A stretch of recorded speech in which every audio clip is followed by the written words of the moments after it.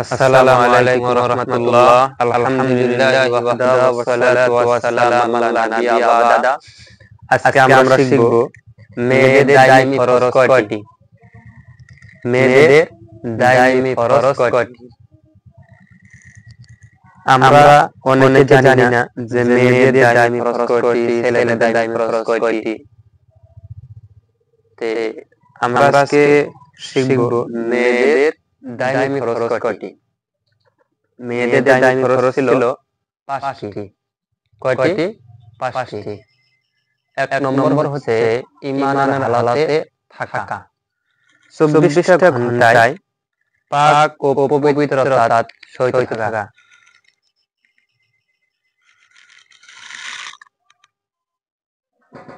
এক নম্বর হচ্ছে পাক ও পবিত্রতা, মানে ঈমানের হালাতে থাকা।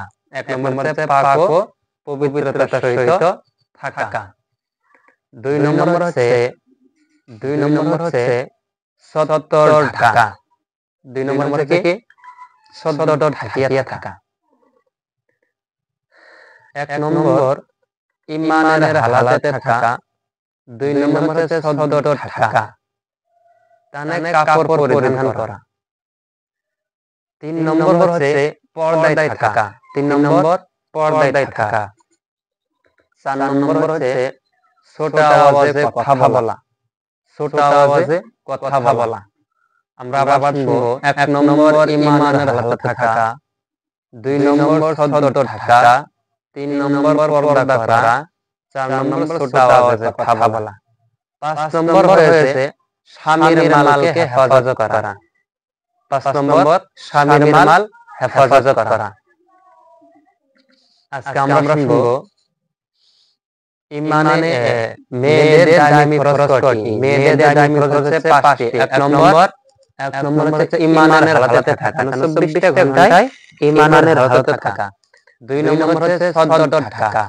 দুই নম্বর হচ্ছে সত্তর ঢাকা। তিন নম্বর হচ্ছে পর্দা করা।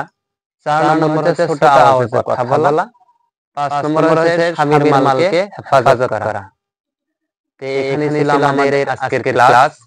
আমরা সবাই জানলাম তো ইনশাআল্লাহ।